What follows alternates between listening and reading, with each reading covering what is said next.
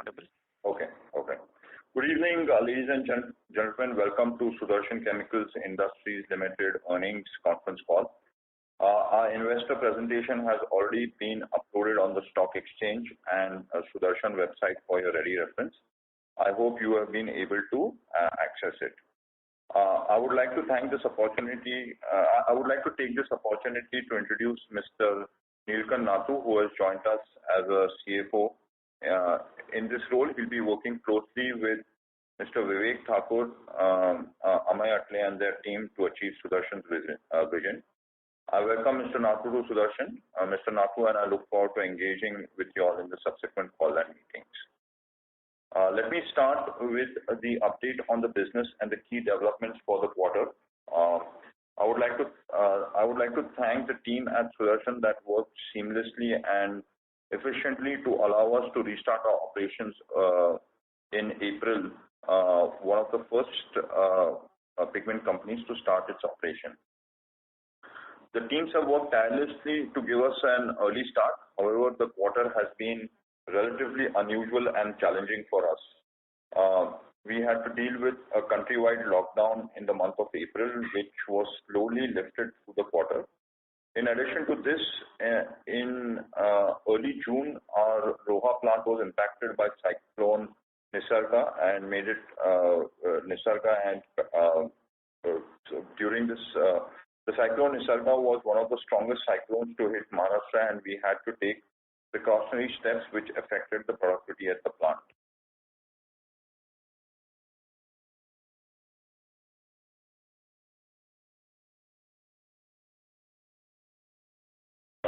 Last week of June.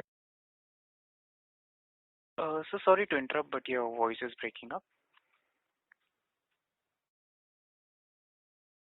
Hello? Members of the management, can you hear me?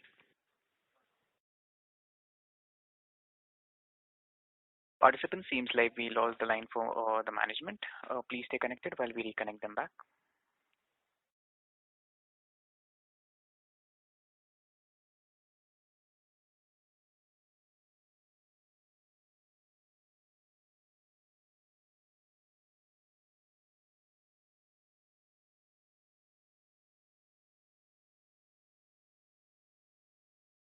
Ladies and gentlemen, the line for the management is reconnected. Thank you, and over to you, sir. So, do you know when we got lost? So just like 30 seconds back. So you started on the cyclone impact on our Roha plant. Okay. So I think the cyclone also kind of damaged some of our properties, which we had to restore. And finally, in the last week of June, we were hit also with, we had to shut down our plant at Roha for health and safety reasons, as some of our employees were detected with COVID-19 cases. Kind of these factors resulted in slow ramp up of production through the quarter. In addition to this, during the quarter, we were also faced with some challenge of trained manpower. Some of the migrant workers which are working have, returned back to their own states. Some of the start and stop nature of operation had resulted in loss of economies of scale and some efficiencies which have had some impact on our financial quarter. Demand during the quarter for international markets was strong. In our view, Q1 was more impacted by supply and logistics challenge and was not a demand issue. Though demand in India, the lack of demand from India was more than made up from exports.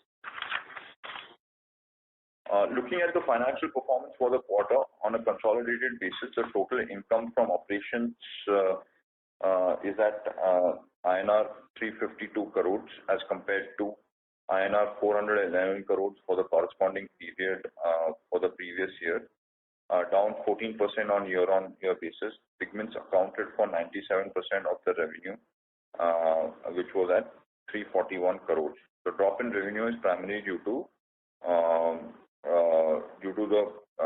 lower supply from the lower production and hence lower supply.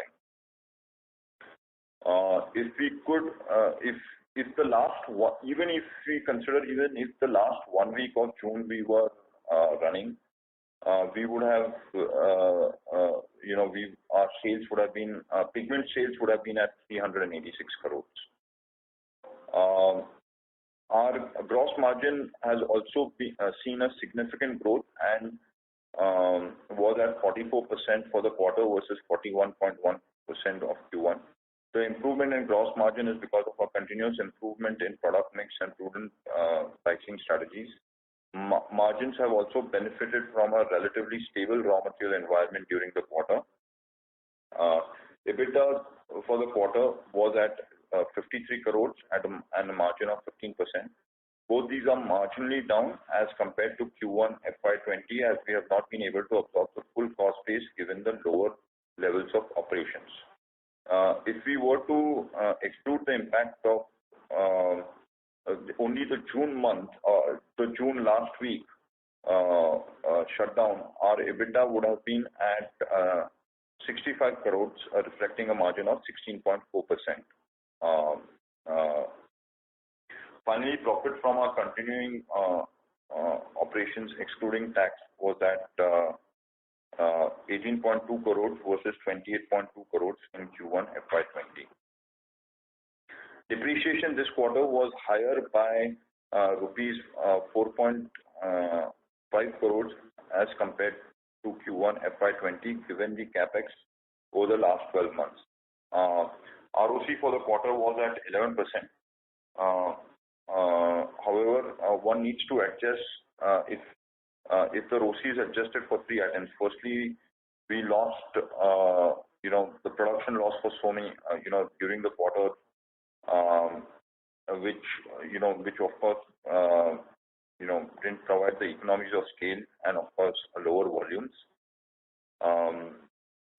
Also, the asset utilization of newly commissioned capex is still to be ramped up and certain product standardization. And we did have some higher inventory. So, if we are adjusted for some of these areas, our ROC for the quarter could have been at 15.8%. I would also like to give you an update on how we are seeing the business evolve over the next few quarters. While we've lost around 15 days of production in July, as the plant was closed due to COVID-19 cases, we expect to make up some of this loss in Q2 itself. Our export demand has been strong last few months, and we are also now seeing early signs of demand pick up from domestic customers as well, and we are hoping that this is sustained.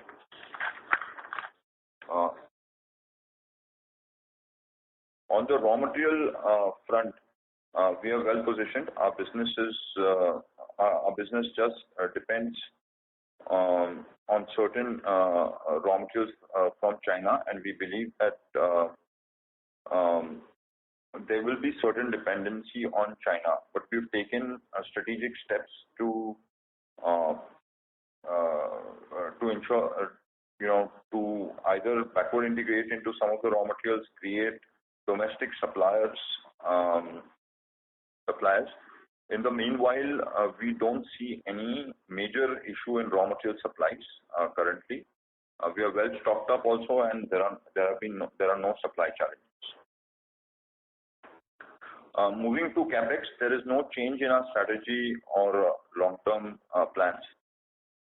We are assessing the pace of execution of the existing projects, as these have been impacted for non-availability of labor and also some of the commissioning of equipment for which we need people to travel from abroad.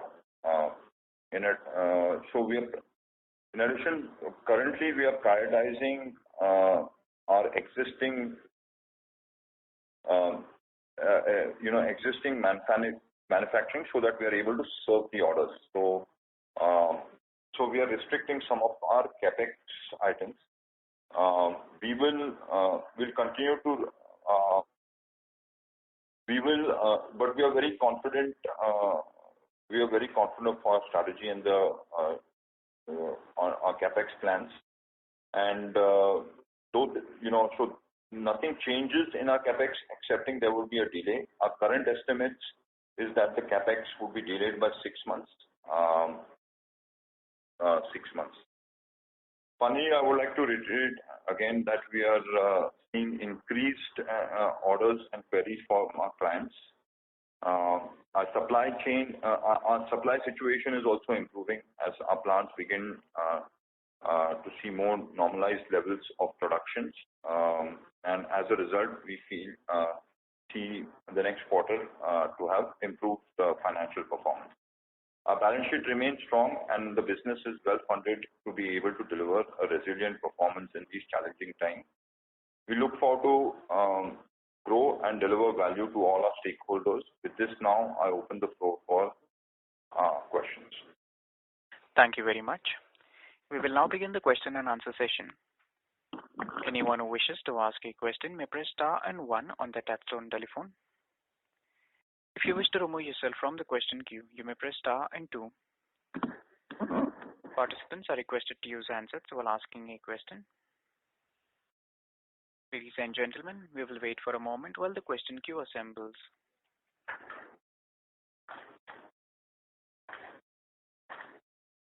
The first question is from the line of Sameer Dosani from Carnelian Asset Management. Please go ahead.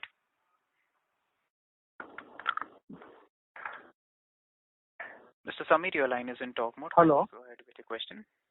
Hello. Yes, sir. Please go ahead. Hi. This is Manoj here from Carnelian. My first question is on in last couple of months, we were seeing lot of noise around shift from China, mainly all European countries, US, they want to have they want to reduce their dependence over China. So in this backdrop, are you seeing some signs of higher order flow or higher opportunity from that part of the world? And also, if you can give some color, if in terms of competitive scenario, in terms of costing or in terms of chemistry capability, how do you see India versus China basically on the pigment side of the business? Thanks. So, I think the first question, so there are definitely favorable tailwinds where most of the key accounts and customers would be looking at an alternate source to China. And India does become a natural supply source. So, so that's a big positive. Now we have to see in the long run how does this turn into real opportunities. We are seeing already much better demand from the export market, export market currently. Right now, whether this is only short-lived or this gets sustained is one of the areas we need to look at. This is for that extra. Of course, whatever our strategy and our goal was to kind of drive the program through new products, better reach, that we are continuing. Right. In terms of China, I think and I think you have to segregate players. But I think in general, if you want to talk about, I think they lack reach, they lack technical market or application lab capabilities,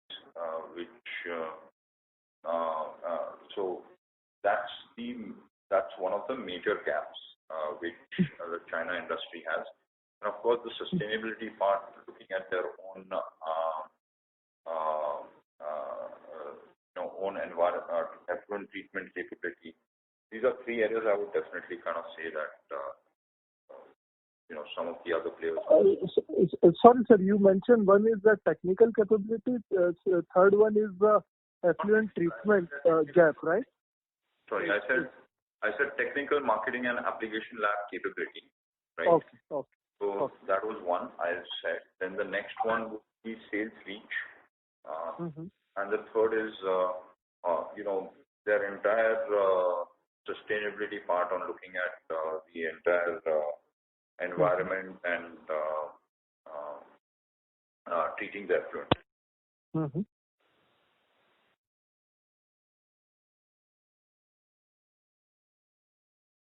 Okay. Hello. Yes. Hello. Yes. Yeah. Yes, sir. Thanks for taking this question. My second question is looking at the early signs, the way the business is likely to shift from China to India, especially chemical industry, is likely to benefit a lot. So in this background, how you are preparing Sudarshan in terms of incremental capex or putting up incremental capacities to capture this kind of opportunity? And lastly, if you can also cover what kind of in terms of absolute value capex you are planning for the current as well as in the following year. So I think our growth story, our vision is to become a global leader in the pigments among the top 3 players in the industry. And as such, our transformation involves introduction, a much better product portfolio, looking at some areas where we gain cost leadership, and we've already worked on a better reach to customers. So, and we've had a full-fledged capex program which is under execution right now. Mm-hmm. And what is the quantum of that capex program, sir? If you can, you mentioned that you are going to reduce that, or it will get shifted, delayed by 6 months. No, I didn't say we are reducing. In fact, I said we are not going to reduce that. Okay. So sorry. Yeah. We're going to say that we are very bullish on a capex program, but however, due to the execution will get delayed by 6 months. Okay. Yeah. Thanks for taking my question, and wish you all the best. Yeah.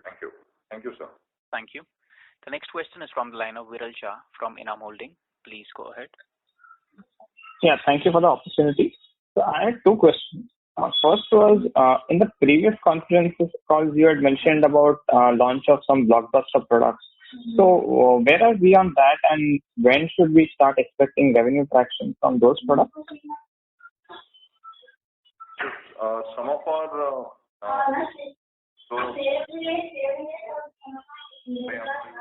Mr. Shah, when you're not speaking, request you to keep your phone on silent, please. Sure. So,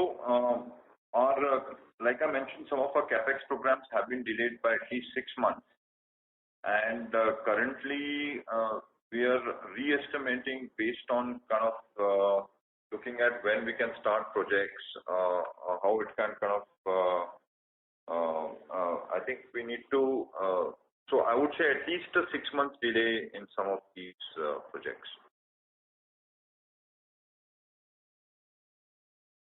So would it be fair to say that the revenues from most of these blockbuster products in all likelihood will come in the next year and not in the current financial year? Yes, some of them, yes. Because some of the projects would not get completed. So, sir, just to the previous question, what would be our capex outflow for FY21? So 21 we had an outflow of about 255 crores of the cash. So about 250 crores, right? 250 crores. How much we are able to execute, we are estimating that. Okay. And just last question on the net debt number. What would be our net debt number as on the end of the quarter? Sorry? So what would be our net debt number? So net debt is 500 CR. Okay, thank you so much. Okay. Thank you. A reminder to the participants, anyone who wishes to ask a question may press star and 1 at this time. The next question is from the line of Sanjay Jain from ICICI Securities. Please go ahead. Thanks, Rajeshji, and good afternoon. Couple of questions. First, on the demand side, when we say that international demand has been strong, but India demand is recovering, to just understand where is India demand versus pre-COVID? We are at 60% level, 70% level. That's one. And number two, one interesting point you made that demand was not so much of a challenge, but supply was a challenge. and July particularly we had a 15 days kind of a shutdown. Now we are in the almost mid of August. How much have the production recovered versus pre-COVID level? So that's the first two questions. I will come up with a few more questions after this. Sure.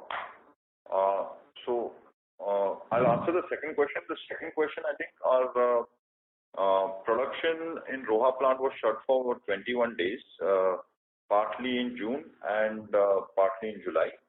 And the production is getting ramped up, and soon we should reach the pre-COVID levels. We've still not reached there, but we will reach the pre-COVID levels of production. Yeah. In terms of, first question was same on the demand side. How are we in terms of domestic demand versus pre-COVID? July we saw domestic demand recover to about 70 to 80% levels. August,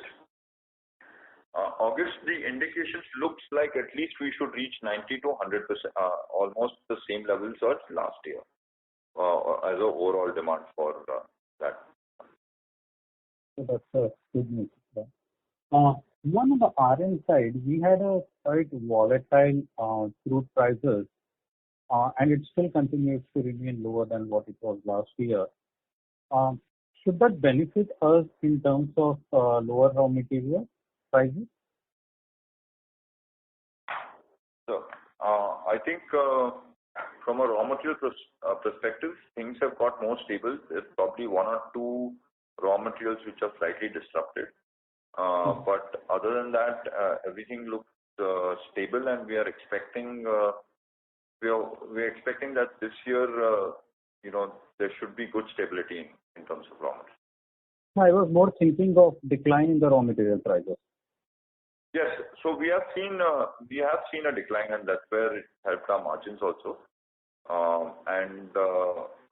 So I think we should be able to maintain the current levels. So these margins are more sustainable given where the raw material prices are. Yeah. Yes. I think that's it from my side. Thank you, Rajesh, for the answer. Thank you. The next question is from the line of Ebitda from IIFL. Please go ahead. Yes, good afternoon, sir. Thank you so much for taking my questions. So the first one was just with regard to the demand kind of scenario that you're seeing in each of your four key end-use industries, coatings, plastics, inks, and cosmetics. So if you could just talk about, which of these segments have been impacted more, which of these less. And also in the presentation, you've spoken about some early signs of demand pickup. If you could please just, talk about which of these segments you're seeing those signs of pickup. Thanks. I think our business is impacted by the automotive. Automotive is probably, if you look at the impact and the amount of recovery, I would say automotive would be the largest, and the least would be probably packaging inks, which food packaging inks has seen a increase in demand. And in terms of plastics, I would say is somewhere in between. So that's been the on the demand. That's been the demand scenario. And in terms of recovery, we spoke about. I think I just answered the question. I think we were talking more on the domestic side, domestic or India subcontinent demand recovery. Understood, sir. That's helpful. And second, just on the the previous capex that we've already executed, like for example the yellow pigment plant that had come in, last year. Should we expect that the product approval by the customer for those new products also is getting delayed, and therefore the revenue realization from those projects will also take a little bit longer? And if so, by when should we sort of start to expect those to start contributing to the financials? There were two kind of there are two areas, sir. There, I think some of our customers have not had enough bandwidth in the labs to test, as we are focusing on manufacturing first, everyone is doing the same. The second area is that we needed to make some more tweaks on the products, and those tweaks and the relaunch, we have also held that up, saying that manufacturing and supply first, and then we relook at it. My expectation is that the delay would take, at least I would say 4 to 6 months.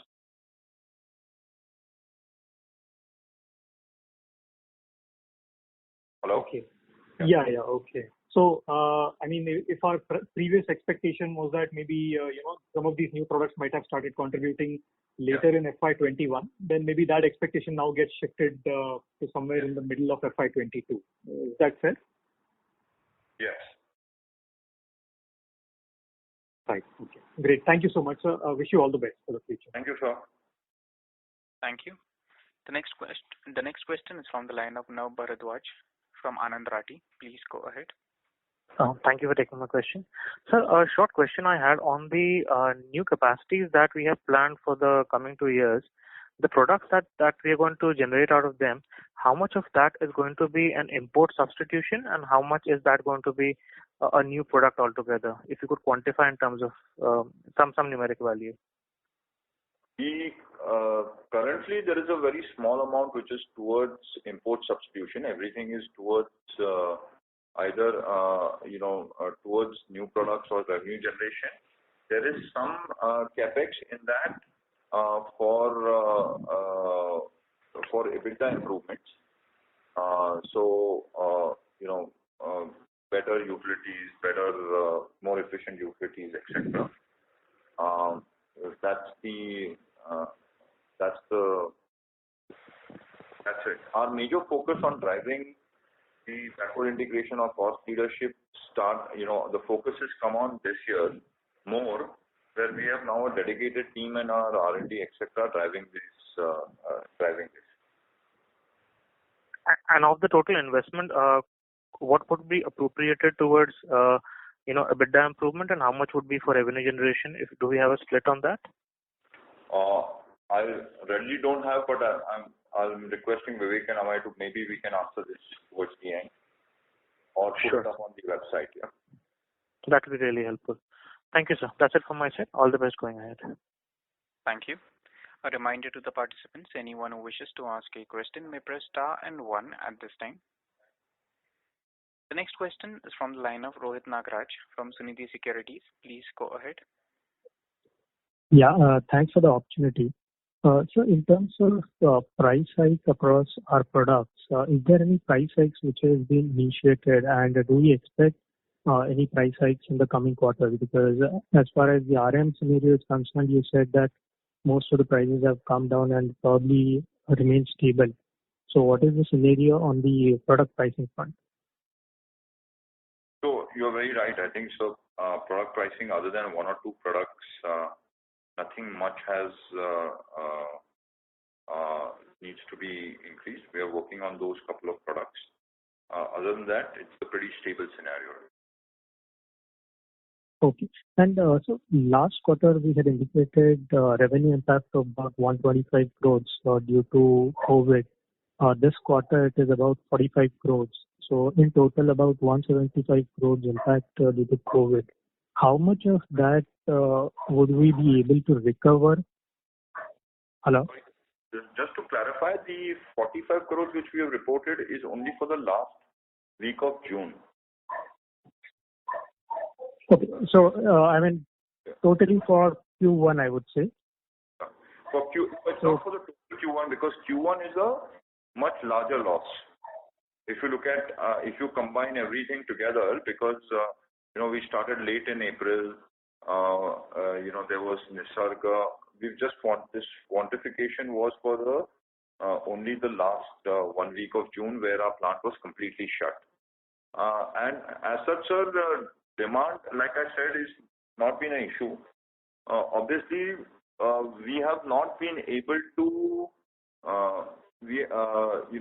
supply has been an issue.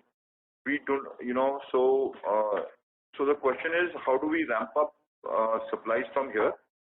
But I don't think we would be able to make up some of those some of those losses. But I think we are in terms of Q2, we are quite bullish that though we have lost 15 days, we will be able to, August and September, hoping that we are able to ramp up our production. We should be able to make up some losses, but we will not be able to make up the entire losses of what has happened. Okay, that's really helpful.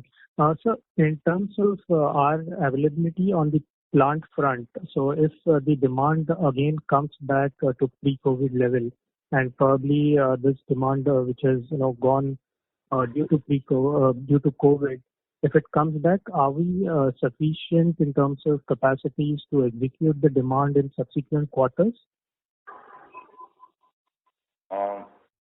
Yes, absolutely. I think capacity-wise, we are okay. All right, and just one last clarification. In last con call, we had mentioned about the capex that about 345 crores of capex was under execution. And if I'm right, currently we said that for FY21 the capex is 250 crores. So this is primarily because the 6 months delay due to COVID issue. So I think, no, good point, sir. I think there was slight mix-up. We said that my mix-up on my part. I think 255 crores was what we completed last year. This year, you're right, the execution what we are doing is 345 crores. However, we have not exactly determined how much of that capex will get pushed into the next year as we start, because there are several uncertainties. One is when are we able to start those projects again, given the manpower and we don't want, and whether we are able to ensure complete social distancing where this capex labor or team does not get mixed up with our regular manufacturing. Our whole endeavor is going to be that throughout this year, we don't want any more disruptions due to COVID on our manufacturing. So that's our first priority, and that's how we will then prioritize the projects. So first priority is manufacturing. All right. Thanks for that. So just one last bit of question in terms of industry. Could you give us the top 5 players globally on the pigment side, and what is the kind of revenue profile each of these have? Because you mentioned that we want to move up probably to third position. Just to understand what is the gap between maybe fourth and third player and how the first 2 players are stacked up. So there is of course, between the fourth and third player, there's a large gap. So there's a large gap and very large gap, and given the time scenario, we want to get there. And for the gap, I would say that if you looked at the third player currently, their sales would be close to for about 500 million. Oh, okay. Thanks a lot, sir, and best of luck. Thank you. The next question is from the line of Untitled from Axis Capital. Please go ahead. Yeah, hi, sir. Two small bits from my side. So first, you did mention better outlook or better sort of, demand visibility in the international market. If you can slightly highlight, from which geography are we, seeing traction? Is it the existing ones, which we are there in US, Europe, or there are certain new territories, new geographies we are targeting within US, Europe, or even Japan? So, Japan, of course, takes much longer to get any traction. So Japan, there is nothing right now. Nothing happening. It's mainly US, Europe. It's mainly US, Europe regions, and some of the regions in Southeast Asia and South Zone where we are seeing more demand. Okay. And, a question related to that is, so, given the international consolidation that we have been seeing, while one player is finalized, the other is still a work in progress, is there any incremental, you did mention on the incremental inquiries there, but, from a from our preparedness to target that market, we had seen slightly higher capex last year, FY20. This year also looks slightly, elevated, depending upon, how we are able to scale up. And maybe even next year, probably the numbers will look slightly on the higher side. So, and taking cue from the earlier question that you mentioned, if number 3 plays at USD 500 million, what sort of your, growth or vision plans from a 3-4 year perspective, what can, one look forward to? So as the process, obviously, we are not, we're not giving a time. I can't answer this question on a time-bound basis, but our whole legs of, the 4 areas which we want to drive towards that vision is, one is the go-to-market excellence and how do we improve our reach. The second is, getting a product portfolio in line or better than the leaders. I think by next year our portfolio will be very comprehensive, right? As for example, Clarent wouldn't have effect pigments. We already have effect pigments. We'll improve some of our effect pigments. We have several high performance pigments which we are adding on. So from that perspective, it's so that's the third area I would say is looking at cost leadership, right? And certain areas where we can backward integrate and maybe 6 or 7 molecules we'll get a very good market share. So given these areas, we are driving each stream. There may be, so the fundamentals of what we are driving remain the same and they are very strong, right? Given the COVID scenario, there could be a delay, but I think the direction-wise is similar. Sure, sir. That's helpful. That's it from my side. Thanks. Thank you. The next question is from the line of Ankit Gore from Systematics. Please go ahead. Thank you, sir. Sir, my question with regards to backward integration, if you can give us some details. Obviously, we have been trying to do this, not depending much on China via backward integration or setting up JVs since last few quarters. Where are we now? And if we have any firm plans, sir, can you just talk a bit about it? That's my question. So there are 2 parts. We are already working on the JV part, but here we've expedited our area where we are looking at a few molecules where we want to backward integrate. So we set up a special cell in R&D to develop some of these technologies, right? There are minor 2-3 products which we've already executed and we did get some benefit out of it when there was a crisis, right? However, we need to kind of scale this up and ensure that we are able to kind of carry this out. These are in terms of this becomes a sharper focus given the current some of the issues which we are having in the industry. By when we can see some impact in P&L, sir, in terms of cost? So it's very elusive to do it because all this will require capex. So our capex program is delayed. So it's a little very difficult to kind of talk about it, but definitely not this year. I would say the second half of next year, maybe second half of next year. But right now it's very, I won't be able to give you kind of a timeline on that. And with the deferment of few capex, with deferment of few capexes, what are the deferment in revenue and probably a deferment in cost savings? Can you just quantify that? That will be helpful. So we are not deferring anything. It's from a perspective of the business, we want to do all capexes. It all really depends on how we are able to get how much labor, how we are able to get some of the commercialization teams, equipment installation teams. That's what determines how the capex would kind of get through. And we are working through these. These are very uncertain things, so I can't tell you an exact number. Kitna delay ho raha hai, kaisa, what is happening? Because we still don't have, I don't know when will people be given visas to travel, when can they visit here, what will be the protocol, etc. Lastly, from my side, sir, if you can just remind us how much capex is done out of 1,000 crore what we have announced few years back by at the end of FY20, and how much is yet to be done. Thank you.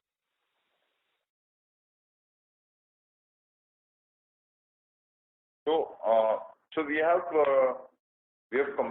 have completed about.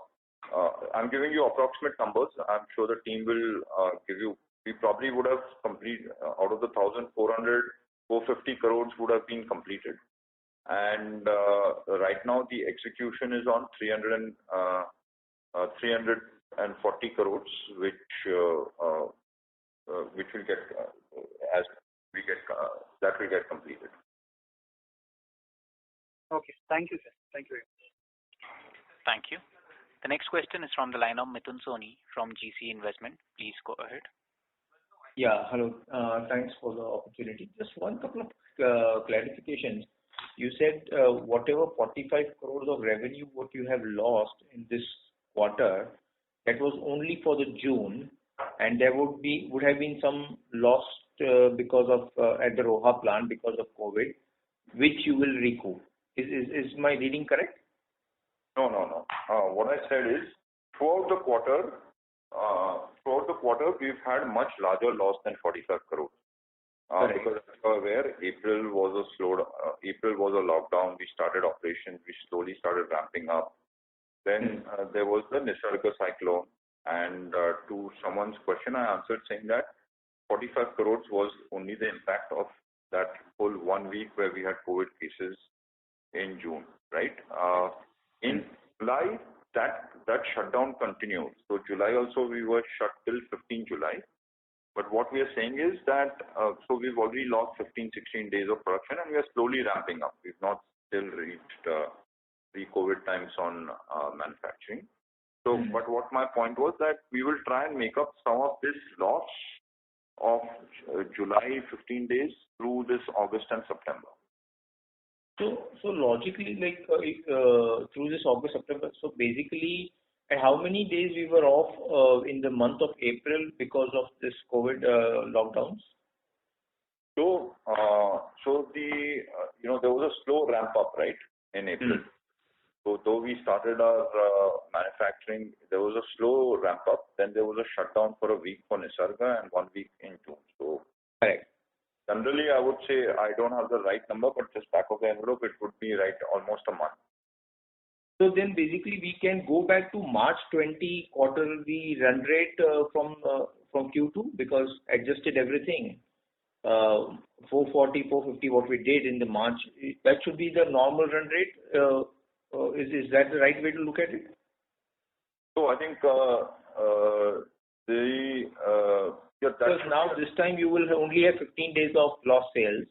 There is no initial April wala lost sales. Right, sir, absolutely. In the Q2, right? Yes. Yes, in the Q2. And then in Q3 you will get further benefit because you will not even have that 15 days of lost sales. Well, I hope that is, that. Yeah. So what would be our utilizations across the plants? And on a normalized, let's say now, today, what is our current utilization? Let's say in September, if we were able to flow through without any problems, then what would be our utilizations? Currently, we have a lot of back orders, so we are trying to complete all our areas of this. So current scenario would not determine a proper scenario to talk about capacity utilization because of so much production loss. So if I were to put it in a different way, let's say if I were to do a 440, 450 crore of top line, let's say a random number, I'm just giving a number. So that would translate to how much? 70% utilization, 80% utilization? So we won't have those figures right now. We will try and share those later. And the capex what we have done last year, has that started giving us revenue or there is still only or not yet? No, not yet. So no revenue has come from the 450 crores of capex which has already been done so far. No, last year we didn't do 450. Last year we did 250, correct? Yeah. So before that, of course, that has started giving in. Okay. That was partly revenue. There was partly to do with utilities and infrastructure, etc. So I think so from that perspective, last year's entire 250 crores has not started generating revenue. That's what we are saying. So when will that start contributing to revenue? So some of the newer products in that would take 6 months at least. Okay. So that 250 crores of capex is dedicated for new products. Not everything. I don't have the breakup right now. We can, right now we don't have that breakup. Okay. And so if you can just give a little bit like a broad outlook on the type of the products in terms of the value added or routine commodity products, what would be the mix today, and how once these new products come in, say in 6 months, where do you see it in say FY20 in next year, let's say in FY22? How do you see the mix of the products in value added terms in terms of the more specialized products, and if you can just give some flavor, then it would be helpful. All our capexes are towards specialized products, and the mix would turn towards more specialities. Okay. Now there's a complex scenario right now saying that when are we able to commercialize some of these new products, new projects, and kind of get this going. So I think once there is a little bit clarity when we have on how we are going to be able to execute the projects, etc., we will kind of give that a better outlook. Okay. But currently the existing plants, other than the 250, the rest of the plants will be running at full utilization? So I think I already answered that question. With the backlog I'm talking. So yeah, with the backlog, but we are not able to run full production yet. We don't. Okay. And one more last question is this: our OPEX was lower this quarter. Is this like should we take this as a normalized run rate, or was this like any particular savings which you got? I think there were 2-3 factors, and I'm going to request Mr. Thakur to talk about it. There was a forex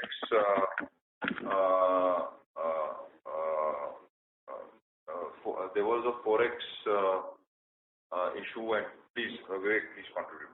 So if you compare with the immediately preceding quarter, we had a reduction of about 38 crores in this March compared to June. Of that, 10 crore pertains to forex loss, which has reduced. So this quarter there is an income. Last quarter we had a forex loss. So that variance itself is 10 crores. And above that, we had one customer where we had done a provision for expected credit loss, which this was done in the March quarter, and in the quarter pertaining to June, we have emphasized a lot of effort on our AR collection. So the ECL provisions have actually come down. So that variance itself is 6 crores. How much was that provision? So the variance from March to June is about 6 crores. And so how much provision you did in the March quarter? 3.5 crore was the amount we provided, and this quarter we have a reversal because we have been able to collect a lot of money from our AR efforts. So okay. These are the major amounts, and then on top of that, a lot of travel expenses has been avoided during the quarter. Plant we have not been. We had already done a lot of maintenance and repair work in the March quarter, so that is not there. So okay. Overall, out of 27 27 crore I have explained. Okay. So should we take that about whatever we were doing in last say second and third quarter, like about 81 crores? Is that our normalized run rate? Can we take that as a normalized run rate? Yeah, I think June of 19 was 71 crores. Correct, and then it was about 82 and 84 and. Right. So 75 odd can be taken as a good benchmark. 75 odd, no? Okay, perfect. Thanks. That's it from us. Thank you. The next question is from the line of Samir Dosani from Carnelian Asset Management. Please go ahead. Thanks. Sir, just one follow-up question. What's our total capex plan? You mentioned it's 1,400 odd crores, right? Sorry? What's our total capex plan, sir, including the capex which we have done last year, this year, and in coming couple of years? We had a total outlay of 1,000 crores out of 1,000 crores, sir. Okay. And out of which 450 crores we have already done, right? Yes. And any plan how we are going to fund remaining 550 crores of capex? It will be mainly internal accrual plus debt? Yes, sir. And sir, how much, once we do the entire capex, what kind of debt you are targeting in the balance sheet? Today's debt, as I explained, on a consolidated basis, is about 500 CR. Okay. And we have further for this year capex, we are going to draw another 200 odd crores. Okay. So that will take 700, but thereafter we have remaining 550 crores of upcoming capex in the coming years also, sir. So the debt will go up further from here, and what will be the peak debt once we are done with our capex? So this 1,000 crore capex which we spoke about, of that a large part is getting completed by end of this year, and some part of that will overshoot to next year. We are talking about this year debt level, and thereafter, depending upon how we are seeing the scale up happening, we accordingly will maybe recalibrate our capex plan. Okay. 1,000 crores capex will be getting over by this. So you are saying 550 to 600 crores will be a peak debt, right?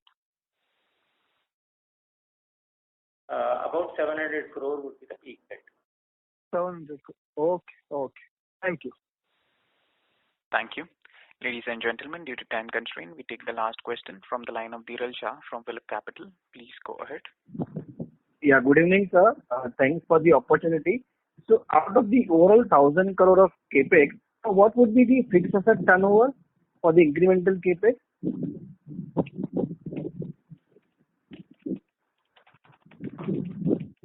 Hello.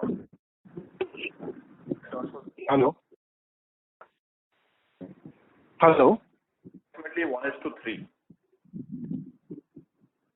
1:3. Okay. And sir, out of the 1,000 crore, how much amount of the capex we would be spending on capacity enhancement?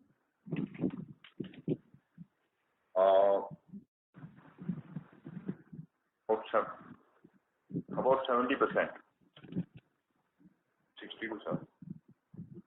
Okay. And sir, what would be the payback period for incremental capex, sir? Sorry? Payback period, sir. Payback period for the incremental capex.